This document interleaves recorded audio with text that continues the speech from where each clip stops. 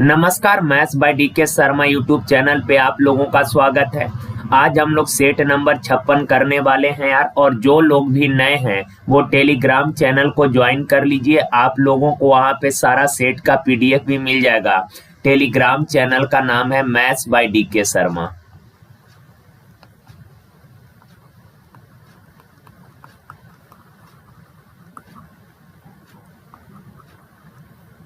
Okay ना, यहाँ पे आप लोग जाके ज्वाइन कर लीजिएगा। सारा सेट का पीडीएफ इकट्ठा यहाँ पे आप लोगों को मिल जाएगा। ओके, चलिए सवाल कर लेते हैं। देखिए, किसी विद्यालय में चौथी, पांचवी और छठी कक्षा में छात्रों की संख्या क्रमशः 188, 282 और 423 है। देखें यार, ये 3 क्लास दिया है और तीनों क्लास में विद्यार्थियों का संख्या अलग अलग दिया। बोला चौथी क्लास में टोटल 188 विद्यार्थी है, पांचवी क्लास में 282 विद्यार्थी है और छठा क्लास में 423 विद्यार्थी है। तीनों क्लास में विद्यार्थियों का संख्या अलग अलग दिया। आगे का प्रत्येक क्लास को खंडों में विभाजित किया गया है और प्रत्येक खंड में छात्रों की संख्या समान थी। तो इन तीनों कक्षाओं के खंडों की कुल न्यूनतम संख्या क्या है? ये इंपॉर्टेंट है यार। क्लास का न्यूनतम संख्या बोला का इन तीनों क्लास को कई छोटे छोटे टुकड़ों में ब्रेक किया गया है। तो ऐसे क्लासों का न्यूनतम संख्या क्या होगा? तो भाई मेरे क्लास का न्यूनतम संख्या चाहिए। इसका मतलब है कि हर क्लास का आकार बड़ा से बड़ा रखना होगा। अगर कम से कम क्लास रूम में ही इन सारे विद्यार्थियों को अगर आप बैठाना चाहते हैं, इसका मतलब ये है कि हर क्लास रूम का आकार बड़ा से बड़ा लेना पड़ेगा। और बड़ा से बड़ा कहने का मतलब होता है HCF। तो इन तीनों का अगर आप HCF निकालेंगे, इन सबों का HCF निकालेंगे तो HCF आ जाएगा 47। और ये जो HCF आया ना, ये प्रत्येक क्लास में विद्यार्थी का संख्या होगा। प्रत्येक क्लास में विद्यार्थी का संख्या कि हर क्लासरूम में 47 विद्यार्थी इक्वल, यानी कि 47 विद्यार्थी बैठेंगे। तो कहा कुल कितने क्लास होगा? तो देखें यार, चौथा क्लास में टोटल 188 विद्यार्थी है। अगर हर क्लासरूम में 47 बच्चा बैठाए हैं तो 188 बच्चा को बैठाने के लिए कितना क्लास चाहिए? तो 188 बट्टा 47 काटिएगा तो 4 बार में कटेगा। ओके ना। पांचवी क्लास में 282 बच्चा है। अगर हर क्लासरूम में 47 बच्चा बैठेगा तो 282 बच्चा को बैठाने के लिए कितने क्लासरूम चाहिए होगा? तो 6 से काटिएगा, 6 सत्ते 42, 6 चौक 24, 4 28, 6 क्लास चाहिए। छठी क्लास में 423 विद्यार्थी है। अगर हर क्लासरूम में 47 बच्चा बैठता है तो 423 बच्चा को बैठाने के लिए कितने क्लासरूम चाहिए होगा? तो 9 क्लासरूम चाहिए होगा। 188 बच्चा को बैठाने के लिए 4, यहाँ 6 और यहाँ 9, टोटल कितने क्लास हो जाएंगे? 6 4 10 9 19 class. Option number C. Okay ना। सवाल अच्छा था यार। कहा एक बार फिर से सुन लीजिए। 3 क्लास है, चौथी, पांचवी और छठी का। इन तीनों क्लास में विद्यार्थी का संख्या क्रमशः 188, 282 और 423 है। का इन तीनों क्लास को कई छोटे छोटे टुकड़ों में विभाजित कर दिया गया है और प्रत्येक खंड में छात्रों का संख्या समान रखना है। तो ऐसे न्यूनतम कितने क्लास पॉसिबल है? क्लास का संख्या कम से कम बोला, यानी कि हर क्लास का आकार बड़ा से बड़ा रखना होगा। और बड़ा से बड़ा कहने का मतलब होता है HCF। तो इन तीनों संख्याओं का HCF आया 47। और ये जो HCF आया ना, ये प्रत्येक क्लास में विद्यार्थी का संख्या होगा कि हर क्लासरूम में 47 विद्यार्थी बैठाना होगा। तो चौथा क्लास में 188 बच्चा है, एक क्लास में 47 बच्चा बैठेगा तो 188 बच्चा को बैठाने के लिए 4 क्लास। इसी तरह से आगे करिएगा। टोटल क्लासरूम कितने चाहिए होगा आपको? 19 क्लासरूम चाहिए होगा। क्लियर है बात? अच्छा सवाल था। 1-2 बार लैंग्वेज को आप लोग पढ़ लीजिएगा। चलिए आगे देखिए। कहा वर्तमान में सीमा और रीमा की आयु का अनुपात 2:3 है। सीमा और रीमा दोनों के प्रेजेंट एज का रेशियो दिया है 2:3, यानी सीमा का वर्तमान आयु 2 यूनिट, रीमा का प्रेजेंटेज है 3 यूनिट। का सीमा जो है रीमा से 6 वर्ष छोटी है, सीमा रीमा से अनुपात में 1 यूनिट है, एज कितना कम है 1, पर एक्चुअल में दिया है कितना 6, तो 1 यूनिट बराबर 6 वर्ष।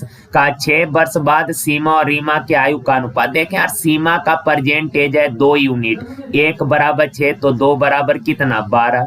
रीमा का प्रेजेंट एज है 3 यूनिट, 1 बराबर 6 तो 3 बराबर कितना 18 वर्ष। सवाल कहा कि 6 वर्ष बाद दोनों के एज का रेशियो, 6 वर्ष बाद दोनों के एज का रेशियो बोला, तो सीमा का प्रेजेंट एज 12 तो 6 साल बाद कितना होगा 18। रीमा का प्रेजेंट एज 18, 6 साल बाद रीमा का एज कितना 18, 6 24। रेशियो को ब्रेक कर लीजिए, 6 3 18, 6 चौक 24, यानी कि 3:4, ऑप्शन नंबर सी। देखिए का एक बल्लेबाज 7 मैच के रनों का औसत 53 है। देखें यार 7 मैच का औसत 53 है, तो 7 मैच का टोटल रन कितना हो जाएगा 7 गुना 53। आगे का 9 मैचों का औसत 33 है, 9 मैच का औसत 33, तो 9 मैच का टोटल रन कितना 9 गुना 33 हो गया। तो का सभी 16 मैचों का औसत कितना, तो 7 मैच का टोटल रन इतना, 9 मैच का टोटल रन इतना, दोनों को जोड़ दीजिएगा तो 7 और 9, 16 मैच का टोटल रन इतना है, तो 16 मैच का औसत रन कितना, तो नंबर ऑफ मैच से भागा दे दीजिएगा तो एवरेज आ जाएगा। टोटल मैच है 16, 16 से डिवाइड करिएगा, ये एवरेज आ जाएगा। भाग उग दे के आप लोग कर लीजिएगा, ओके ना। चलिए देखिए कहा दूध पानी का एक मिश्रण है, जिसमें कहा कि दूध और पानी के एक मिश्रण का 2/3 भाग दूध है, मिश्रण का 2/3 भाग। तो फ्रैक्शन को जब भी रीड आप करें ना, तो आपको पता है कि सर का या से जिसके साथ लगा होता है ना, वो वैल्यू हमेशा नीचे होता है। का मिश्रण का 2/3 दूध है, यानी कि मिश्रण है 3 यूनिट, जिसमें मिल्क है 2, 3 में मिल्क है 2, तो वाटर होगा कितना 1। तो ये मिल्क और वाटर के क्वांटिटी का रेशियो पता कर गए। आगे का मिश्रण की कुल मात्रा 21 है, मिश्रण का कुल मात्रा कितना, मिल्क 2 वाटर 1, टोटल मिक्सचर है 3 यूनिट पर दे रखा है कितना 21 लीटर।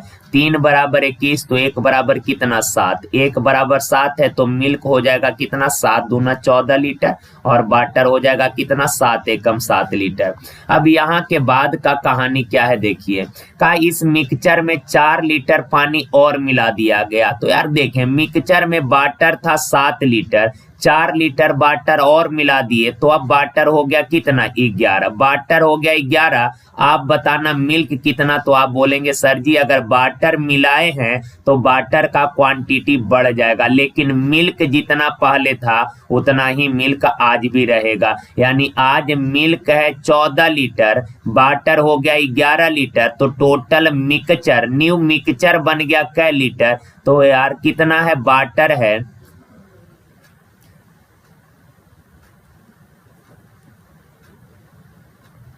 वाटर है 14, सॉरी मिल्क है 14, वाटर 11, तब मिक्सचर हो गया कितना 25। सवाल कहा कि नए मिश्रण में दूध का प्रतिशत, दूध है 14 लीटर, नया मिक्सचर है कै लीटर 25 लीटर, 14 लीटर दूध है, मिक्सचर 25 में परसेंट में कितना 100 से गुना, 25 चौक 100, 14 चौक 56%, ऑप्शन नंबर बी। देखिए का यदि क्रिकेट मैच की एक पारी में 3 खिलाड़ी द्वारा कुल 361 रन बनाया गया, यदि ए और बी एवं बी और सी द्वारा बनाए गए रनों का अनुपात ए और बी तथा बी और सी द्वारा बनाए गए रनों का अनुपात 3:2, कहने का मतलब ए तथा बी द्वारा बनाए गए रनों का रेशियो भी 3:2 है, तथा बी एवं सी द्वारा बनाए गए रनों का रेशियो भी 3:2 है। अब यार ये दो रेशियो है, इन दोनों को पहले बैलेंस करना पड़ेगा, तो इन दोनों में कॉमन लेटर बी है, तो बी को इक्वल करना पड़ेगा, तो इस रेशियो में 3 से गुना और इसमें 2 से गुना, तो रेशियो बैलेंस हो जाएगा। देखें 3 तिया 9, 3 दूना 6 और 2 दूना 4। ए द्वारा बनाए गए रनों का संख्या 9 यूनिट, बी द्वारा बनाए गए रनों का संख्या 6 यूनिट, सी द्वारा बनाए गए रनों का संख्या 4 यूनिट। तो इन तीनों बल्लेबाजों द्वारा टोटल कितना रन बनाया गया, 6 4 10 और 9 19 यूनिट, पर एक्चुअल में दिया है टोटल रन 361। तो एक यूनिट का वैल्यू कितना 19, एक यूनिट बराबर 19। तो कहा ए ने कितने रन बनाया, ए 9 यूनिट रन बनाए, एक बराबर 19, तो 9 बराबर कितना 9 नमा 81, 9 8 17, 171 रन। Option number A. देखिए का अंकित मूल्य पर 30% छूट प्राप्त करते हुए अरविंद ने एक कलाई घड़ी खरीदी है। देखें यार, अंकित मूल्य पर 30% छूट प्राप्त करते हुए एक कलाई घड़ी खरीदी, यानी कि मार्क प्राइस है 100 यूनिट। ओके ना, 30% छूट के साथ आपने एक घड़ी खरीदा है, तो आपने घड़ी खरीदा होगा कितना में 70 में। ओके ना, का अंकित मूल्य पर 30% छूट प्राप्त करते हुए एक कलाई घड़ी खरीदी, यानी 100 मार्क प्राइस है, 30% का डिस्काउंट मिला, यानी खरीदा है कितना में 70 में। आगे का क्रय मूल्य पर 40% लाभ कमाते हुए इसने घड़ी को बेच दिया। यार क्रय मूल्य है 70 रुपया का, आपने 40% लाभ कमाया। 40% कहने का मतलब 70 का 40% कितना लाभ कमाए हैं, 28 रुपए का लाभ कमाए। इसका मतलब आपने घड़ी बेच दिया कितना में 98 रुपया में। क्लियर है बात यहाँ तक। अब आगे का अंकित मूल्य पर उसे कितना का हानि हुआ। देखें यार, आप जो घड़ी लिए थे उसका मार्क प्राइस था 100 रुपया, मार्क प्राइस कितना था 100 रुपया। अलग बात है आपने 70 में खरीद लिया, पर जो घड़ी आपने परचेज किया उसका एमपी था 100 रुपया, आपने उसको खरीदा है कितने में 98 रुपया में, सॉरी बेचा कितने में 98 रुपए में। मार्क प्राइस है 100 रुपया, आपने बेच दिया 98 में, तो का अंकित मूल्य पर कितना हानि हुआ। तो 100 मार्क है, 98 में आपने बेचा, यानी कितना कम में बेच दिए, 2 कम में बेच दिए, तो 2 का लॉस हुआ ना। अंकित मूल्य पर 2, एक्चुअल में क्रय मूल्य पर तो आपको प्रॉफिट होगा, लेकिन सवाल में बोला कि अंकित मूल्य पर कितने का हानि हुआ। अंकित मूल्य है 100, आपने बेच दिया 98 में, तो अंकित मूल्य पर आपको 2 का लॉस हो गया। 2 का लॉस हुआ मार्क प्राइस पर, यानी कि 100 बट्टा में। परसेंट में रिजल्ट मांगा 100 से गुना, तो 100 से 100 कैंसिल हो गया, कितने परसेंट का 2% का। Option number A. यहीं से आपको डायरेक्ट यहीं से हो जाएगा 100 मार्क प्राइस है 98 में बेच दिए, 2 का कमी हुआ 100 पर, यानी कितने परसेंट का लॉस 2% का डायरेक्ट। ओके चलिए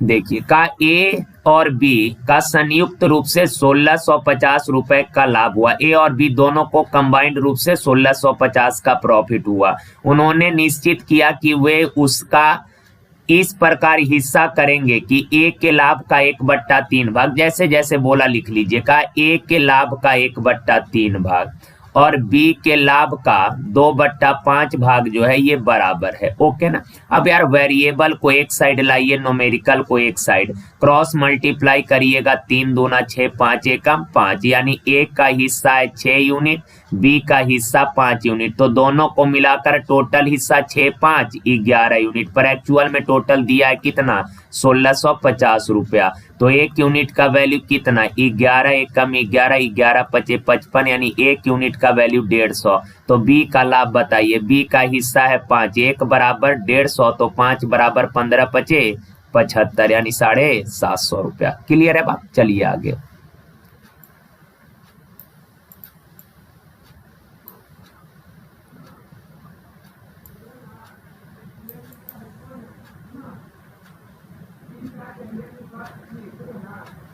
देखिए यार, a प्लस बी बराबर दिया है, सॉरी a प्लस 1/a बराबर दिया है √3। आपसे सवाल बोला 1 के पावर 52 प्लस 1/1 के पावर 52 का वैल्यू निकालना है। तो देखें यार, a प्लस 1/a बराबर √3 है, तो 1 के पावर 6 बराबर होगा -1। आप बोलेंगे सर ऐसा कैसे, तो देखें थोड़ा ये चीजें आपको पता होना चाहिए, हम बेसिक थोड़ा सा डिस्कस कर देते हैं, पर ये चीज आपको ध्यान में रखना है। a प्लस 1/a बराबर कितना दिया √3 दिया है। तो यार अगर आप दोनों साइड क्यूब करिएगा, दोनों साइड क्यूब करिएगा, तो ये बनेगा a cube plus 1/a cube. a cube a plus b का होल क्यूब क्या होता है, a cube plus b cube plus 3ab into a plus b, तो a cube plus b cube plus 3ab into a plus b। बाएं side cube किए, दाएं side भी cube कीजिए, तो √3 का क्यूब करिएगा तो 3√3 होगा। अब यार a से a कैंसिल हो गया, तो यहाँ से a cube plus 1/a cube plus 3, a plus b का वैल्यू √3 दिया है, तो ये हो जाएगा 3√3 बराबर 3√3। यार उधर जाके घट जाएगा तो ये 0 हो जाएगा ना, बराबर के दाएं साइड माइनस होगा तो उधर जाके 0। अब देखें एलसीएम लीजिएगा तो एलसीएम हो जाएगा 1 के power 3, a cube Guna a cube 1 के पावर 6 प्लस 1 बराबर 0, तो 1 के पावर 6 प्लस 1 बराबर 0, तो 1 के पावर 6 बराबर क्या हो जाएगा -1। तो ये तो डिटेल अप्रोच हो गया, लेकिन आप ध्यान में रखिएगा कि अगर a प्लस 1/a बराबर √3 है तो 1 के पावर 6 बराबर हो जाएगा -1। ओके ना। चलिए अब देखें 1 के पावर 52 प्लस 1/1 के पावर 52 का वैल्यू निकालना है। तो यार ये 6 का फैक्टर कीजिए, तो 6 से आप करेंगे 8 6 48, शेष बच गया कितना 4, तो इसको लिख सकते हैं 1 के पावर 4 इंटू 1 के पावर 48 प्लस 1/1 के पावर 4 इंटू 1 के पावर 48। ओके अब देखें यार 1 के पावर 48 चाहिए, तो 1 के पावर 48 को क्या लिख सकते हैं 1 के पावर 6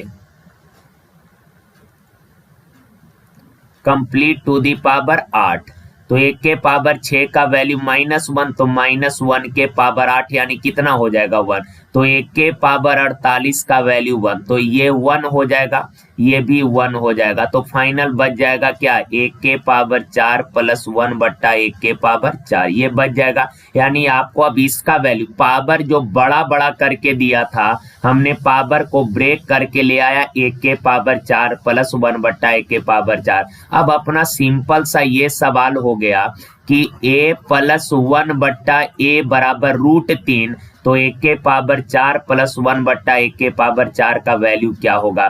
तो सिंपल यार इसका स्क्वायर करिएगा तो a square plus 1/a square बराबर आपको पता है इसका स्क्वायर -2, स्क्वायर -2 √3 का स्क्वायर 3 में से 2 गया कितना 1। अगेन इसका स्क्वायर करिएगा तो 1 के पावर 4 प्लस 1/1 के पावर 4, तो 1 का स्क्वायर में से फिर 2 घटाइएगा तो 1 में से 2 घटाइएगा कितना -1 हो जाएगा। तो ऑप्शन नंबर ए। अच्छा सवाल था यार, इसको 1-2 बार आप लोग कर लीजिएगा। देखिए कहा वृत्त की त्रिज्या में 10% कमी की गई, तो वृत्त के एरिया में क्या परिवर्तन होगा। वृत्त का एरिया होता है πr²।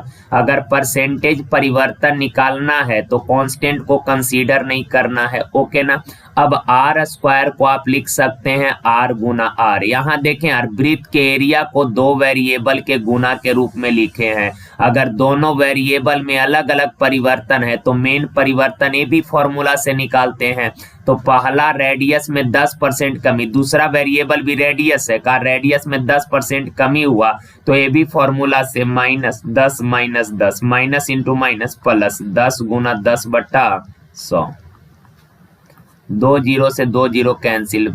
अब ये -10 -10 माइनस का 20 प्लस 1 यानी कितना -19। इसका मतलब हुआ कि 19% कमी। Option number A. ओके ना। आप इसको ऐसे भी कर सकते हैं कि रेडियस 10% बढ़ा दिया, रेडियस 10% बढ़ा दिया, 10% का फ्रैक्शन 1/10, सॉरी कमी किया है रेडियस में 10%, तो 10% का फ्रैक्शन 1/10 यानी ओरिजिनल रेडियस 10 है, 1 कमी किए तो रेडियस हो गया कितना 9।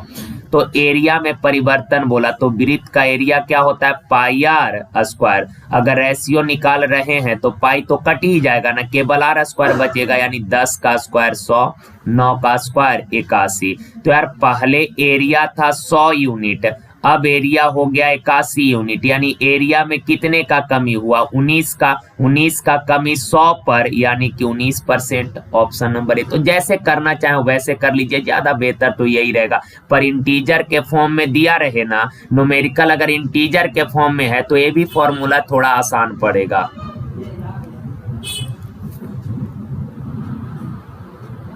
देखिए कहा किस वार्षिक प्रतिशत दर से किसी राशि का 10 वर्षों का साधारण ब्याज।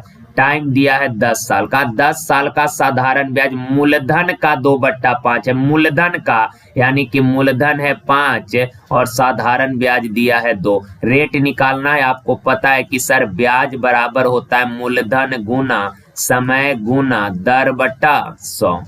तो 10 पचे 50 से काटिएगा 2 बार, तो 2 दूना क्रॉस मल्टीप्लाई करिएगा तो 2 दूना 4, रेट आ गया 4%। Option number A. देखें यार, दिया है x प्लस 1/x, रेशियो यानी कि बट्टा, x माइनस 1/x बराबर 5/3। देखें यार, एक तो तरीका है कि आप क्रॉस मल्टीप्लाई कर लें, बच्चों की तरह 3 से गुना करिएगा, 3x प्लस 3/x बराबर 5x माइनस 5/x। सॉल्व करेंगे तो वैल्यू आ ही जाएगा। लेकिन यहाँ पर आपको पता है CND आपने पढ़ रखा है, तो यहाँ पे अगर CND अप्लाई करिएगा तो ये इसको अगर CND बाएं साइड CND अप्लाई करेंगे तो ये आ जाएगा x बट्टा 1/x, ओके ना, बराबर दाएं साइड CND अप्लाई करेंगे तो जोड़ कर ऊपर, तो 5 या 3 8, 5 में से 3 घटाइएगा 2, तो 2 से काटिएगा 4 बार में, ये बट्टा वाला x ऊपर जाएगा तो x गुना x क्या हो जाएगा, x² बराबर 4, तो x बराबर प्लस माइनस √4, यानी कि प्लस माइनस कितना 2। ऑप्शन नंबर बी, ओके ना।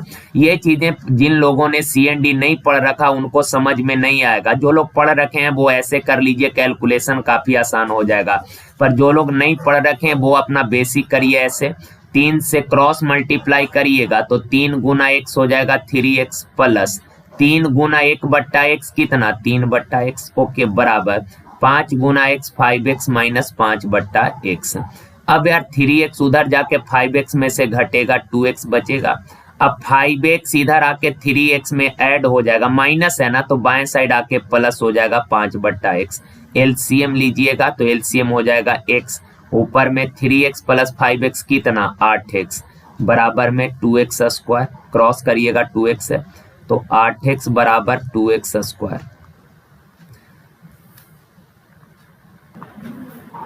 सॉरी, यहाँ पे x होगा, x नहीं ना यार, सॉरी ये x, क्योंकि एलसीएम x हो जाएगा तो 3 प्लस 5 कितना 8 हो जाएगा। अब देखें क्रॉस मल्टीप्लाई करिएगा, 2x² बराबर 8 है, 2 से काटिएगा 4 बार में, तो x² बराबर कितना 4, तो x बराबर प्लस माइनस √4, यानी कि प्लस माइनस कितना 2। तो ऐसे करेंगे तो कैलकुलेशन काफी लंबा चला जाएगा, CND लगाएंगे थोड़ा सा जल्दी हो जाएगा, ओके ना। तो CND से ही कर लीजिएगा, ज्यादा कोई दिक्कत नहीं है। देखिए का यार, यदि विक्रय का मूल्य 3 गुना है और लागत मूल्य 2 गुना हो तो लाभ 65% हो जाएगा। विक्रय मूल्य 3 गुना हो जाए और लागत मूल्य 2 गुना हो जाए। देखिए यार, जनरली कॉस्ट प्राइस जो होता है ये 100% होता है, कॉस्ट प्राइस 100 होता है, ये फिक्स है। अब कहा कि विक्रय मूल्य 3 गुना की है, ओरिजिनल विक्रय मूल्य मान लेते हैं 100 रुपया है, ओके ना। अब आगे कंडीशन कहा क्या कि विक्रय मूल्य को 3 गुना कर दिए, विक्रय मूल्य है 100 रुपया, 3 गुना कर दिए तो नया विक्रय मूल्य हो गया कितना 3x, ओके। का कॉस्ट प्राइस 2 गुना कर दिए, क्रय मूल्य 100 है, 2 गुना कर दिए यानी क्रय मूल्य हो गया कितना 200 रुपया। यहाँ तक किसी को दिक्कत नहीं।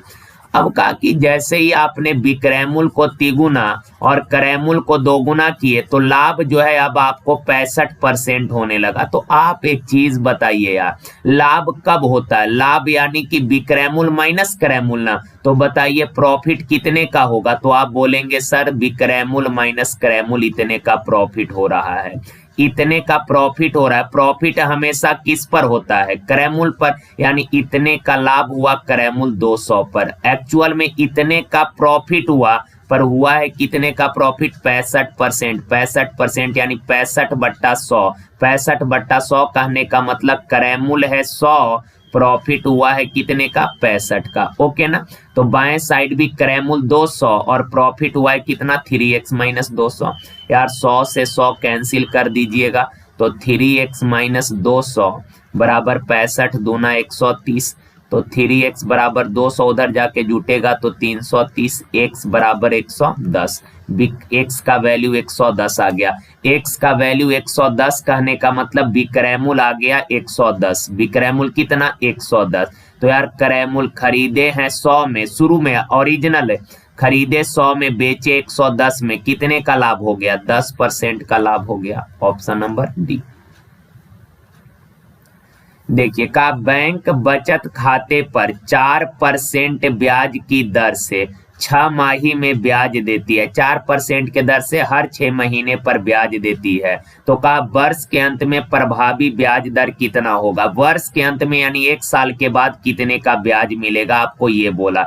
टाइम दिया है 1 साल और रेट आपको दे रखा है इसने 4%। सुनिए यार, 6 माही ब्याज देती है, तो अगर 6 माही को एनुअल में लाइएगा, 6 माही डाटा को एनुअल में लाइएगा, तो आपको पता है कि सर 6 माही को एनुअल में लाएंगे यानी कि 1 साल यानी 12 महीने के रूप में चेंज करेंगे, तो 6 महीने का 1 साल में कितना टर्म बनेगा? 2 टर्म। 1 साल में 2 टर्म कहने का मतलब रेट में 2 से भागा और टाइम में 2 से गुना, तो रेट हो जाएगा 2% और टाइम हो जाएगा कितना? 2 साल। अब 2% के दर से 2 साल का चक्रवृद्धि ब्याज, 2 साल का सीआई निकालना है, तो ये भी फॉर्मूला ए प्लस बी प्लस ए गुना बी बट्टा 100। तो 2 और 2 4 प्लस 4 बट्टा 100 यानी 0.04 ना, तो 4.04%। Option number A. देखिए का अर्धवृत्तीय क्षेत्र का व्यास 14 मीटर है। व्यास 14 है तो रेडियस कितना हो जाएगा? आधा 7 मीटर।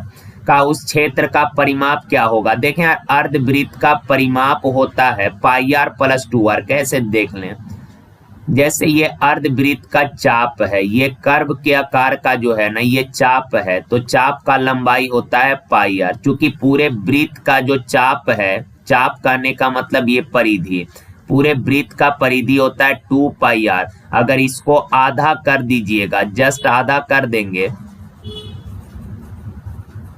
पूरा होता है 2 पाई आर, आधा करेंगे तो यहां से लेकर यहां तक जो चाप है, ये चाप का लंबाई क्या हो जाएगा? पाई आर।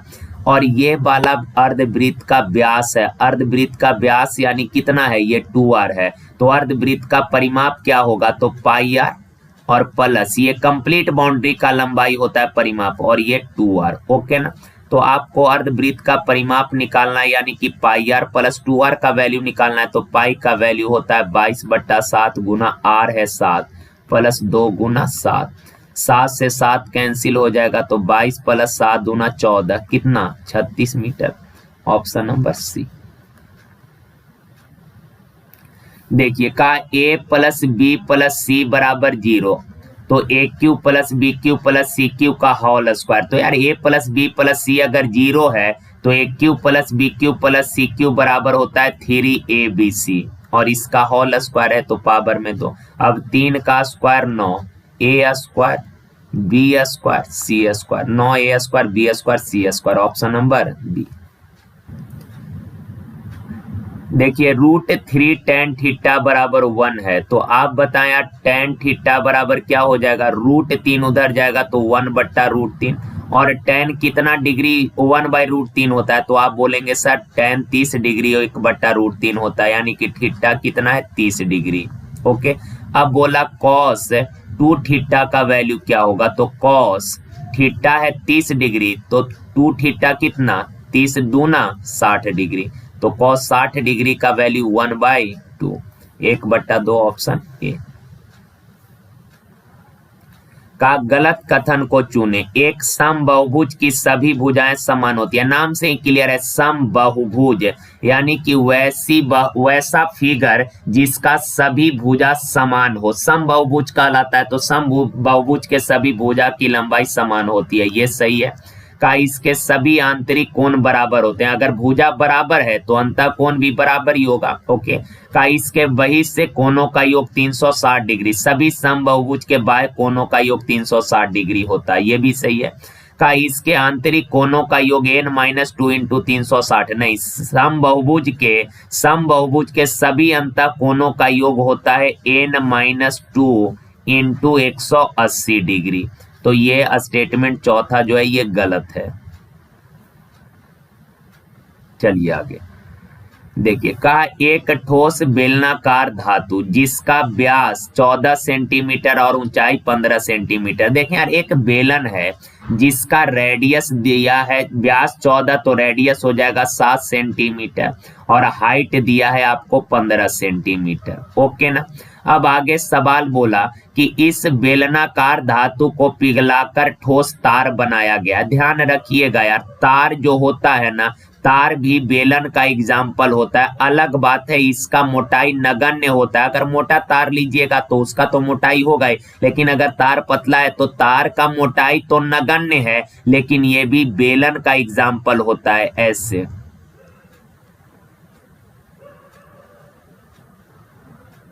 ओके ना।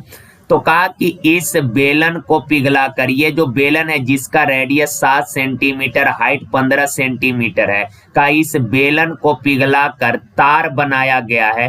तार का लंबाई 60 मीटर है। देखें यार तार का लंबाई कहने का सेंस है हाइट से। हाइट है कितना 60 मीटर सॉरी मीटर है। अच्छा यार यूनिट यहाँ सेंटीमीटर है तो मीटर को सेंटीमीटर में कन्वर्ट करिएगा तो 1 मीटर बराबर 60 सेंटीमीटर सॉरी 100 सेंटीमीटर तो 60 मीटर बराबर कितना 60 गुना 100 6000 सेंटीमीटर हो जाएगा।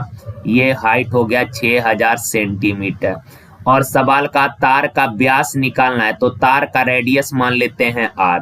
तो आप बताइए बेलन का रेडियस है 7 हाइट है 15 तो बेलन का आयतन क्या हो जाएगा पाई r स्क्वायर h। ओके ना ये बेलन का आयतन। अब इसको पिघलाकर तार बनाया गया तो यार बेलन को पिघलाकर आपने तार बना दिए। बेलन को पिघलाए तो जो धातु आपको प्राप्त हुआ उससे आपने तार बना दिया। इसका मतलब ये है कि बेलन का आयतन और तार का आयतन बराबर होगा। चूंकि बेलन को ही पिघलाकर तार बना यानी कि दोनों का आयतन बराबर होगा और तार भी बेलन का एग्जाम्पल है अर्थात तार का जो आयतन होगा ये क्या होगा तो पाई r स्क्वायर h है कितना 6000 सेंटीमीटर। ओके तो दोनों का आयतन बराबर।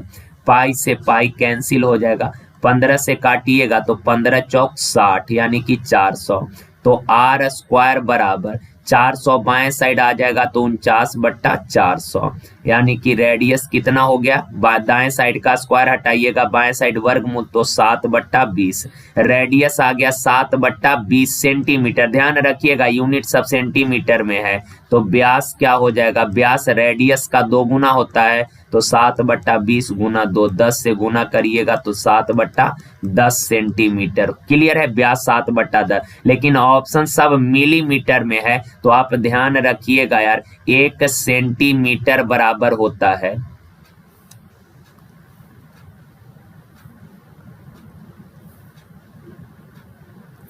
1 सेंटीमीटर बराबर होता है 10 मिलीमीटर। ओके ना।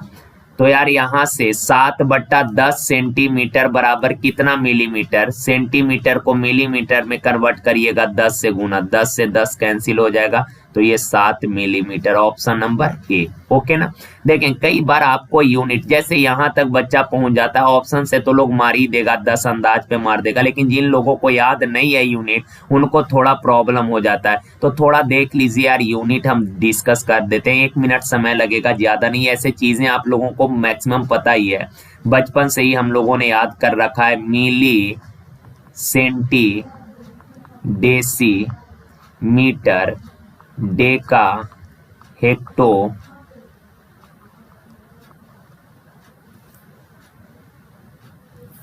Deka hecto kilometre. ओके ना। बस एक चीज ध्यान रखिएगा अगर बाएं से दाएं जाइएगा ना तो 1/10 से गुना बाएं से दाएं जाइएगा तो हर टर्म के बीच 1/10 से गुना।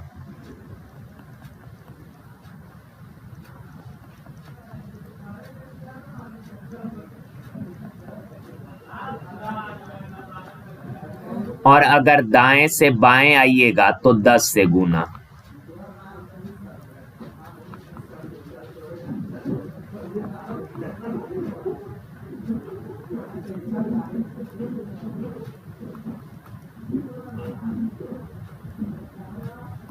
ओके अब आपसे कुछ भी पूछे जैसे आपसे बोलेगा 1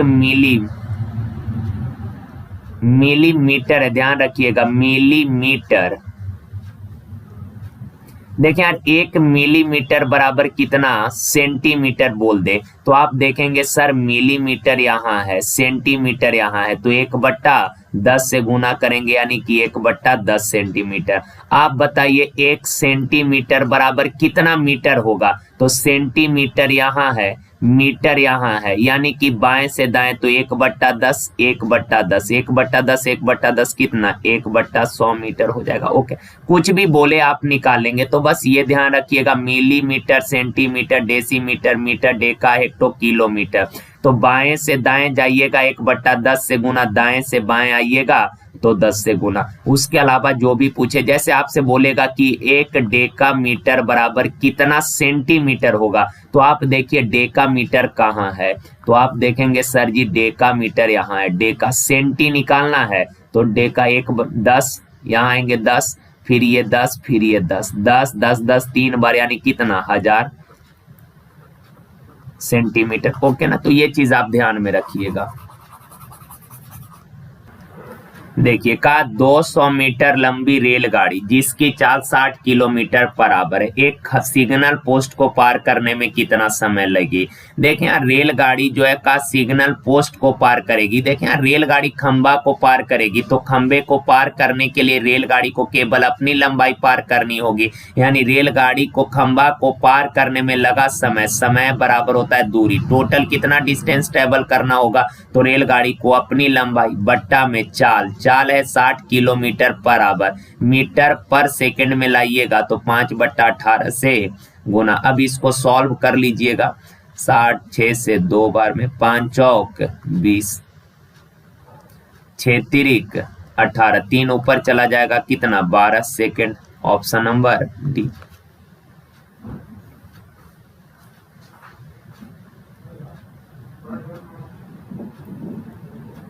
देखिए का 2 प्रकार के चावल जिसका मूल्य 38 रुपए पर केजी और 42 रुपए पर केजी है, समान मात्रा में मिलाए जाते हैं और 45 रुपए पर केजी के भाव से बेचा जाता है, तो लाभ ज्ञात करिए। देखिए का 2 प्रकार के चावल है, पहला चावल का रेट है 38 रुपए पर केजी, 38 रुपए पर केजी यानी 1 केजी का कीमत 38 रुपया। दूसरे प्रकार के चावल का रेट है 42 रुपया पर केजी, यानी दूसरे प्रकार के 1 केजी चावल का कीमत 42 रुपया। अगर इन दोनों को मिला दीजिएगा, पहले प्रकार के 1 केजी चावल का कीमत 38 रुपया, दूसरे प्रकार के 1 केजी चावल का कीमत 42 रुपया, दोनों को मिला दिए तो एक का एक 2 केजी का ये कॉस्ट प्राइस हो गया। 2 केजी चावल का कॉस्ट प्राइस हो गया कितना, तो 8 2 10 4 3 7 1 80 रुपया। ओके ना, अब इन दोनों को मिला दिए तो 2 केजी मिक्सचर हो गया, तो कहा 2 केजी मिक्सचर का विक्रय मूल्य क्या होगा, तो इसने कहा कि दोनों को मिलाकर जो मिश्रण बना उसको 45 रुपए पर केजी के भाव से बेचा। 1 केजी को 45 रुपया में और मिक्सचर है 1 का 1 2 केजी, तो टोटल विक्रय मूल्य हो गया कितना रुपया 90 रुपया। का कितने का लाभ हुआ यार, देखें 2 केजी खरीदा 80 में, बेचा 90 में, तो लाभ हुआ है कितने का 10 का। 10 का लाभ हुआ कितना पर, क्रय मूल्य 80 पर, परसेंट में रिजल्ट मांगा 100 से गुना। 20 चौक 80, 20 बचे 100, 2 दूना 4, 2 बचे 10, 25/2 यानी कितना 12.5%। Option number B. आगे देखिए का ए काम को 10 दिन में पूरा करेगा, बी उसी काम को 20 दिन में। ए 10 दिन में, बी उस काम को 20 दिन में, तो 10 और 20 का एलसीएम 20, 10 दूना 20 एकम। आगे का यदि वे दोनों 5 दिन के लिए साथ मिलकर काम करते हैं तो काम का कितना हिस्सा पूरा हो जाएगा। देखें यार ए 1 दिन में 2 काम करेगा, बी 1 दिन में 1 काम करेगा, तो दोनों मिलकर 1 दिन में कितना काम करेगा 3 काम। 1 दिन में 3 काम, तो कहा 5 दिन में कितना काम कर देगा, 1 दिन में 3 काम, तो 5 दिन में कितना 15 काम पूरा कर देगा। 15 काम फिनिश करेगा, टोटल कितना में से 20 में से, तो टोटल बट्टा में 5 से 3 बार में, 5 चौक 20, 3/4 भाग काम पूरा कर देगा। देखिए कहा एक परीक्षा में दुर्वा को 70% अंक मिले, ठीक है। कहा एक अन्य परीक्षा में उसने 25 में से 20 अंक प्राप्त किए हैं, यदि उसका कुल प्राप्त अंक 78% है। कुल कहने का मतलब दोनों एग्जाम को मिलाकर उसने टोटल 78% मार्क्स लाए हैं। तो कहा पहली परीक्षा में अधिकतम अंक क्या था। देखिए यार पहला पेपर जो हुआ उसमें उसने 70% अंक लेकर आया, और दूसरा एग्जाम में का 25 में से 20 अंक लाया। 25 में से 20 कहने का मतलब टोटल 25 अंक का पेपर था, टोटल 25 अंक के एग्जाम थे, जिसमें से उसने लेकर आया कितने नंबर, 20 नंबर।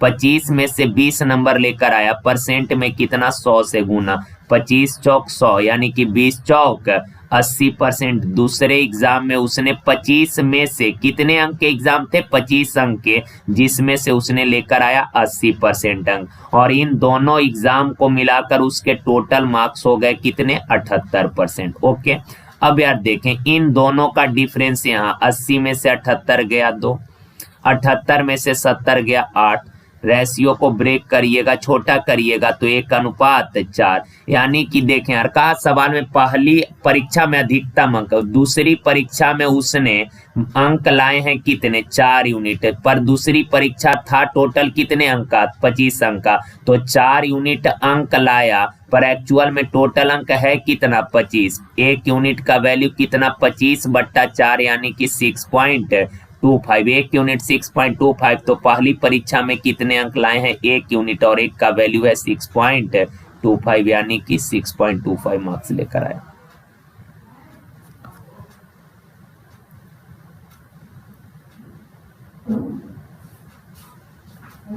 देखिए कहा एक थैले में लाल गेंद और हरी गेंद, रेड और ग्रीन बॉल के संख्या का रेशियो है 15:26।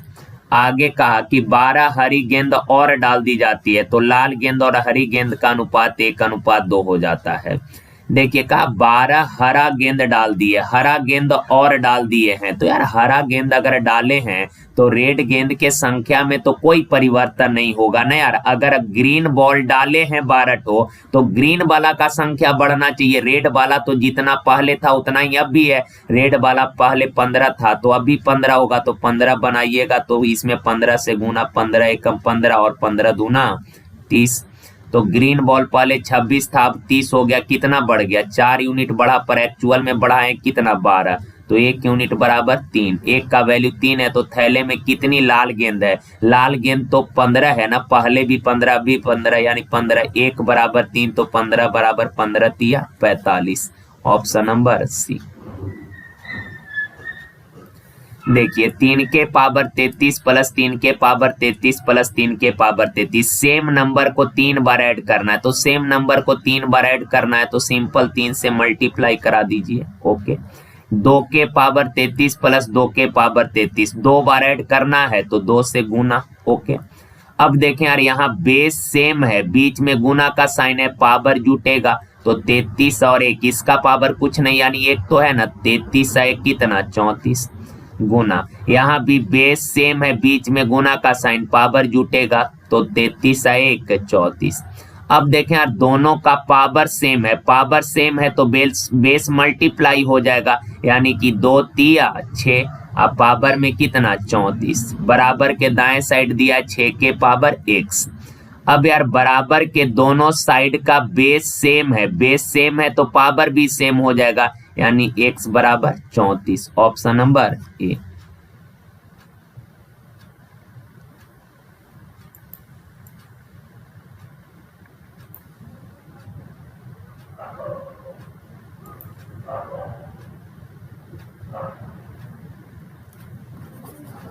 देखिए का एक नल एक पानी की टंकी को 30 मिनट में और एक अन्य नल 60 मिनट में भर सकता है।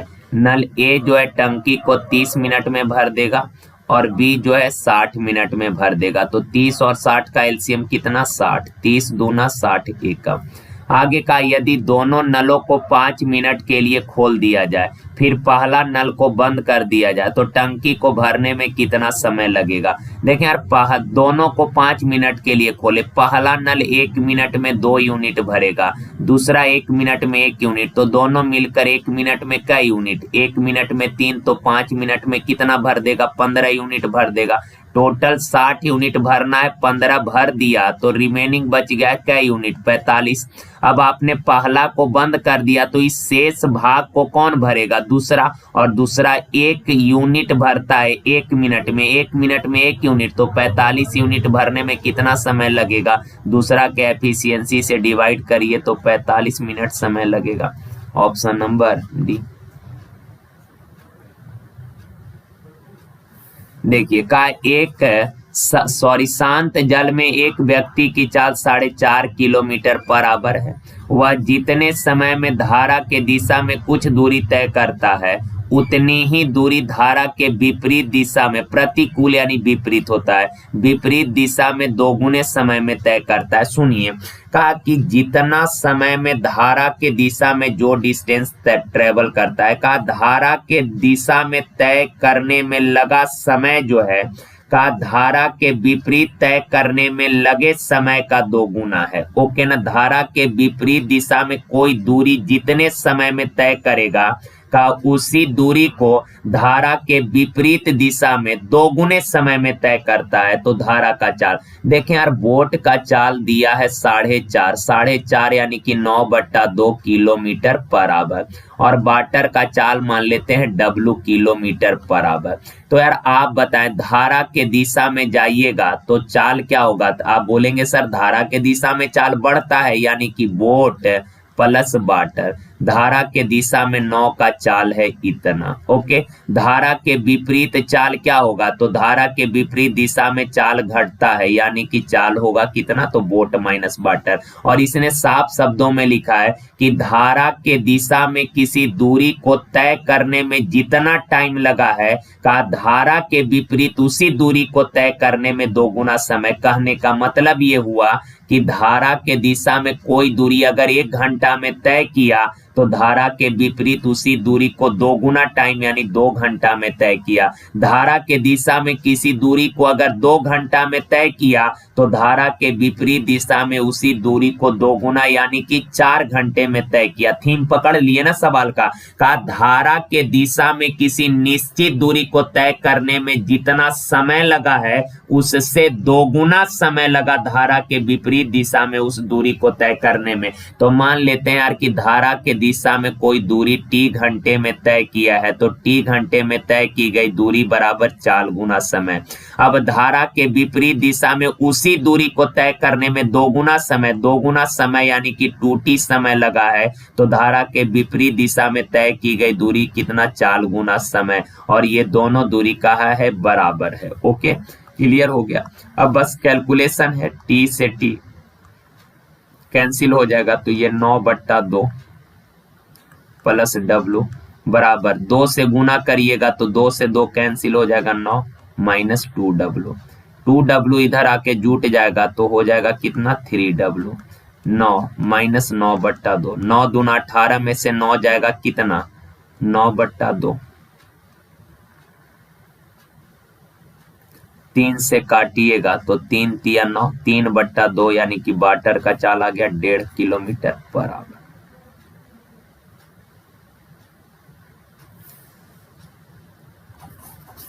देखिए यार, ये सवाल थोड़ा अच्छा है। इसमें दिक्कत ये था कि जो ओरिजिनल फिगर था ना, भाषा के अनुसार तो इसका आंसर लैंग्वेज के हिसाब से, जिस हिसाब से लैंग्वेज लिखा है उस हिसाब से इसका आंसर आ जाएगा 20π/3।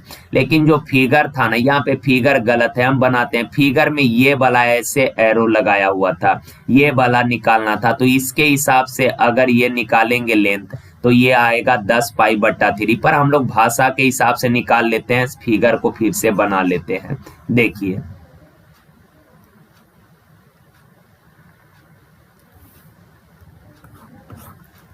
देखिए का 5 सेंटीमीटर त्रिज्या वाली एक गोलाकार चरखी के रिम पर एक लचीला पट्टी है। देखें यार, एक 5 सेंटीमीटर त्रिज्या वाला गोलाकार चरखी है, आप लोग देखे होइएगा गाँव में चीजें, जैसे कोई चरखी होता है उस पे ये जैसे दर्जी के यहाँ देखे होइएगा, इस पे ऐसे चारों तरफ से ये एक पट्टी लगाया हुआ रहता है। ओके ना, इमेजिन करिएगा, सब लोग देखे ही होंगे ऐसे। ये गोलाकार जो चरखी है इस पर ऐसे सटा हुआ एक पट्टी लगा हुआ है। आगे कहा रेडियस दिया है चरखी का 5 सेंटीमीटर। ओके, आराम से समझिएगा, बहुत अच्छा सवाल है।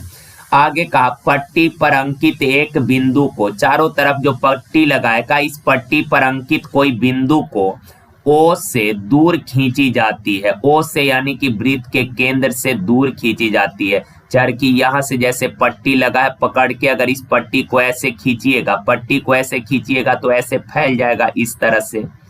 ओके, तो ऐसे का पट्टी को खींचा गया है ताकि वह बिंदु पी पर आ जाए। तो पट्टी को यहाँ से ऐसे खींचे तो ये पट्टी जो है यहाँ बिंदु पी पर आ गया। ओके ना, अब का जो केंद्र से 10 सेंटीमीटर दूर है, ये पट्टी पी पॉइंट जो है ये सेंटर से 10 सेंटीमीटर के दूरी पर है, तो ये वाला डिस्टेंस दिया है अपने को 10 सेंटीमीटर। ओके, अब आगे कहा चरखी के रीम के स्पर्श में रहने वाली पट्टी, यानी कि जो चरखी है उस चरखी पर जो पट्टी अभी भी टच कर रहा है, स्पर्श कर रहा है, उस पट्टी का लंबाई। तो देखें यार, इधर से पट्टी को आप खींचे तो ये तो आप चरखी से अलग हो गया ये पट्टी, तो चरखी को स्पर्श कर रहा है जो पट्टी यहां से यहां तक होगा।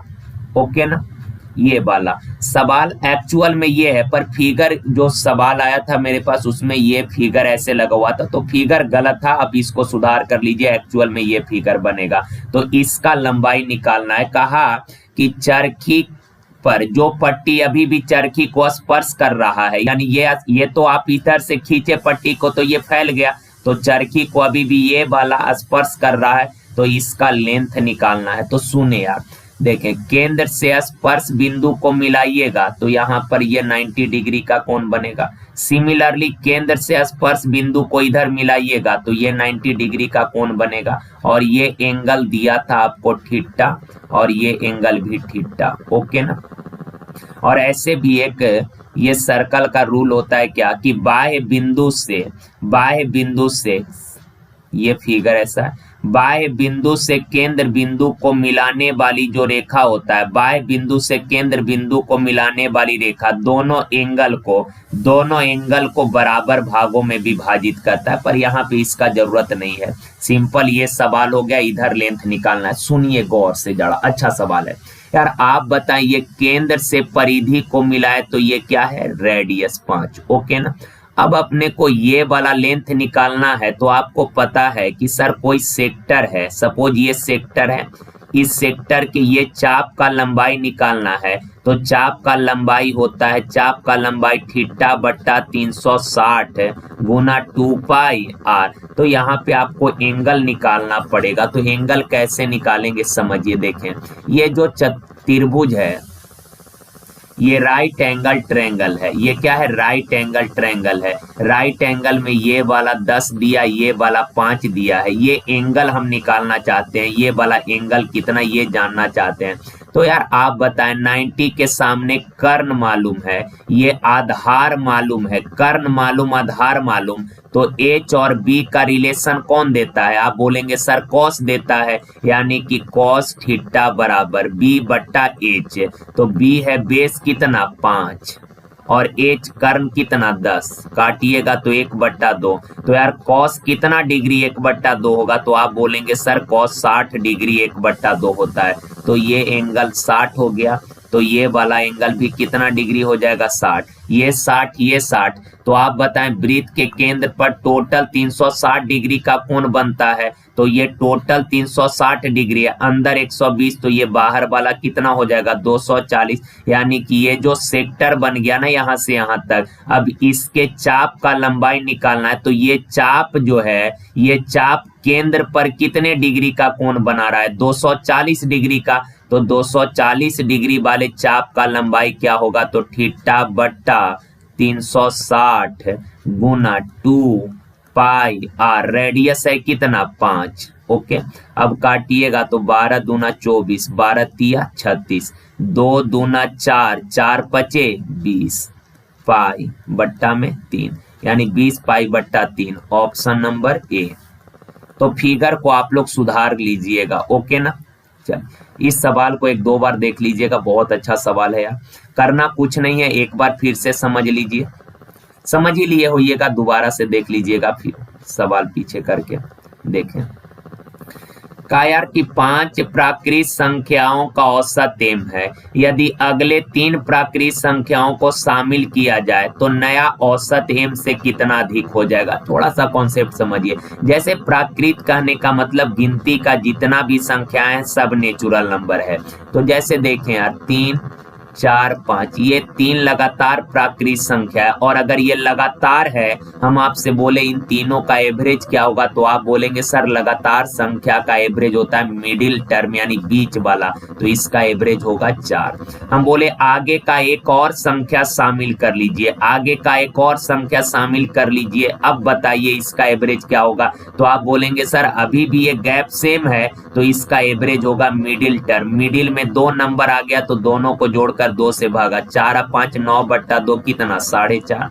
ओके, हम बोले आगे का एक नंबर और ले लीजिए, आगे का एक नंबर और ले लीजिए, अब इसका एवरेज क्या होगा। तो आप बोलेंगे सर अभी भी ये लगातार संख्या है तो एवरेज इसका मिडिल टर्म होगा, तो एवरेज कितना 5। हम बोले भैया एक नंबर और ले लीजिए, लास्ट बारी एक नंबर और ले लीजिए, तो 8 एक और ले लिए, तो अब एवरेज कितना। तो आप बोलेंगे सर इस बार एक बीच में 2 नंबर आ रहा है, तो 5 और 6 के बीच में कितना 5.5, तो एवरेज अब 5.5। तो आप यहाँ पर एक चीज ऑब्जर्व किए होइएगा कि हर बार जब एक नंबर एक्स्ट्रा ले रहे हैं, हर बार एक नंबर एक्स्ट्रा ऐड कर रहे हैं, तो एवरेज में 0.5 का वृद्धि हो जा रहा है। तो ये चीज आप ध्यान रखिएगा कि अगर नेचुरल नंबर का केस है, प्राकृत संख्या का केस है, तो प्राकृत संख्या केस में अगर एक नंबर एक्स्ट्रा ऐड करिएगा तो एवरेज में 0.5 का वृद्धि हो जाएगा, ओके ना। हर एक नंबर एक्स्ट्रा ऐड करने के बाद एवरेज में 0.5 का वृद्धि होगा। सवाल में कहा कि 5 प्राकृत संख्याओं का औसत m है, अगली 3 प्राकृत संख्या को शामिल किया जाए, तो भाई मेरे अगर आगे का एक नेचुरल नंबर ऐड करिएगा तो एवरेज 0.5 बढ़ेगा, पर इसने बोला 3 संख्या शामिल कर लिए, एक संख्या को लेने पर एवरेज 0.5 बढ़ेगा, 3 नंबर एक्स्ट्रा ले लिए तो एवरेज 5 या 15, यानी कि एवरेज कितना बढ़ जाएगा 1.5, ऑप्शन नंबर डी। चलिए देखिए, कहा मिशेल विजया को अपने शुरुआती स्थान से एक निश्चित गंतव्य स्थान तक पैदल चलने तथा पुनः दौड़कर वापिस अपने प्रारंभिक स्थल पर लौटने में 9 घंटे 50 मिनट लगते हैं। देखिए यार, कहा कि पैदल गए हैं और दौड़कर वापिस आए हैं, पैदल गए और दौड़कर वापिस आए, तो समय लग गया 9 घंटा 50 मिनट। ओके, आगे सवाल में कहा उसे दोनों ओर मूल स्थान से, ओरिजिनल स्थान से गंतव्य स्थान तथा पुनः गंतव्य स्थान से मूल स्थान पर पैदल आने जाने में 12 घंटा 20 मिनट लगता है। कहा कि ओरिजिनल स्थान से पैदल गए और वहां से वापिस पैदल लौट कर आए, पैदल गए और पैदल ही आए, तो टाइम लग गया 12 घंटा 20 मिनट। तो सवाल आपसे बोला दोनों ओर दौड़ कर यह दूरी कितने समय में। दोनों ओर दौड़ कर कहने का मतलब दौड़ कर जाते और दौड़ कर आते, तो टोटल कितना 2D का वैल्यू आपको निकालना है। तो देखिए सिंपल है, एक तो तरीका है, कई बार लोग करता क्या है कि यहाँ से 2P बराबर इतना, तो P का वैल्यू निकालेगा, P का वैल्यू इस इक्वेशन में डालेगा, कैलकुलेशन काफी गंदा हो जाएगा। आपको 2D का वैल्यू निकालना है तो P वाला वेरिएबल को काट दीजिए। तो देखें आप यहाँ P प्लस P कितना P है 2P है, तो ऊपर वाला इक्वेशन में अगर 2 से आप गुना कर देंगे, इसमें 2 से गुना करेंगे तो ये हो जाएगा 2P प्लस 2D बराबर, अगर इसमें 2 से गुना करेंगे तो 9 दूना 18 घंटा और 50 दूना 100 मिनट। तो यार 18 घंटा 100 मिनट को क्या लिख सकते हैं, 100 मिनट यानी 60 प्लस 40, तो 60 मिनट यानी 1 घंटा, तो 18 1 19 घंटा कै मिनट 40 मिनट। तो यार यहाँ 2P है, इन दोनों इक्वेशन को अगर घटा दीजिएगा तो -P -P -2P, तो प्लस 2P से -2p कैंसिल हो जाएगा, बच जाएगा 2d बराबर 19 घंटा 40 मिनट में से 12 घंटा 20 मिनट जाएगा, तो ये 20 मिनट 19 में से 12 गया कितना 7 घंटा, तो 2d का वैल्यू डायरेक्ट आ गया 7 घंटा 20 मिनट, यानी ऑप्शन नंबर बी। देखिए सवाल है 1/1 प्लस 2 के power a minus b plus 1/1 plus 2 के पावर b माइनस ए। एक तो बेसिक तरीका है, आप इसको बेसिक तो कर ही लेंगे, कैसे, तो 1/1 प्लस 2 के पावर ए, माइनस वाला नीचे आ जाएगा यानी 2 के पावर बी प्लस 1/1 प्लस 2 के पावर बी, ए माइनस में तो माइनस वाला प्लस वाला ऊपर माइनस वाला नीचे। अब यहाँ से आप एलसीएम उलसीएम ले लेंगे, कैसे, तो 1 देखें यार, एलसीएम लेंगे 2b 2 के पावर b, एलसीएम लेंगे तो यहाँ बन जाएगा 2 के पावर b प्लस 2 के पावर ए, अरेंज करके लिख लेंगे तो 2 के पावर a प्लस 2 के पावर b, और बट्टा वाला 2 के पावर b कहाँ चला जाएगा ऊपर, प्लस 1/1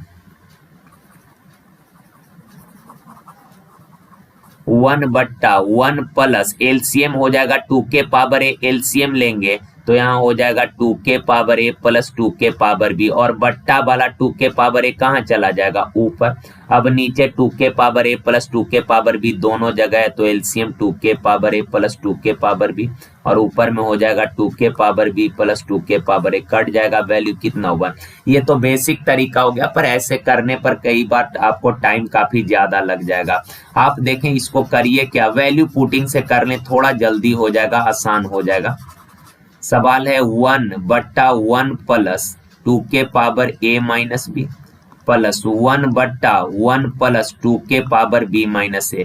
देखें यार, इस कंप्लीट एक्सप्रेशन के बराबर में कुछ नहीं दिया, इसका मतलब ये किसी रिलेशन को एग्जिस्ट नहीं करता। इस कंप्लीट व्यंजक के बराबर कुछ नहीं दिया मीन्स ये किसी रिलेशन को एग्जिस्ट नहीं करता। जैसे हम आपको बोले एक है x बराबर क्या ले, तो सबका डिफरेंट टाइप का जवाब आएगा। कोई बोलेगा सर 0 ले लीजिए, कोई 1, कोई 2, कोई 3, इस तरह से कुछ भी बोलेगा। लेकिन अगर हम आपको बोल दें कि x माइनस 3 बराबर 0 है, अब x बराबर क्या ले, तो आप बोलेंगे सर यहाँ पे इक्वेशन बन गया। अब अगर इक्वेशन बन गया तो x का ऐसा मान लेना होगा जिसको लेने पर बराबर 0 आ जाए। x का मान ऐसा लेना होगा जिसमें से 3 घटाने पर रिजल्ट क्या आना चाहिए, 0 आना चाहिए।